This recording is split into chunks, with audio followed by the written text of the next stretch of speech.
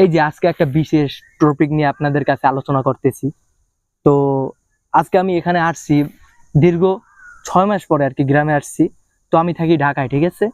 তো সেখানে বুঝি আর কি ভিডিও করা হয় না, বাট এখানে আসছে একটা জিনিস মনে পড়লো, যেটা একটা সত্যিকারের জিনিস, যেটা বলার।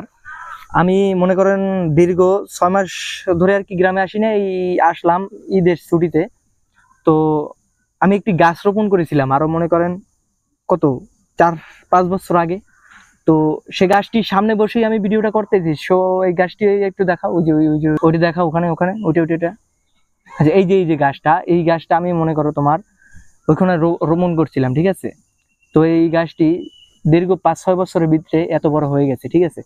তো এই জায়গাটা অনেক সুন্দর এবং আপনার মাটি পেয়েছে দেখে গাছটি বলতি হয়েছে, ঠিক আছে, অনেক বড় হয়েছে। সো এই গাছটি যদি মনে করেন আপনার বালির ভিতরে যদি লাগানো হতে, ঠিক আছে, বালির ভিতরে যদি লাগানো হতে, তাইলে এই গাছটি আর কি বলতো না, মরে যেত। তো আমার এরকম দেখা অনেক কিছু আছে জিনিসগুলা, যেটা আপনাদের কাছে আমি দেখাতে পারতেছি না এই মুহূর্তে। তো চেষ্টা করব পরের ভিডিওতে আমি দেখানোর, যে যে এমন গাছ আছে মানে যেগুলো বালির ভিতরে রোপণ হয়ে থাকলে মানে ঠিক মতো মানে বাঁচে না আর কি, মরে যায়। এক কথায় বলতে মরে যায়, পুরোপুরি মরে যায়।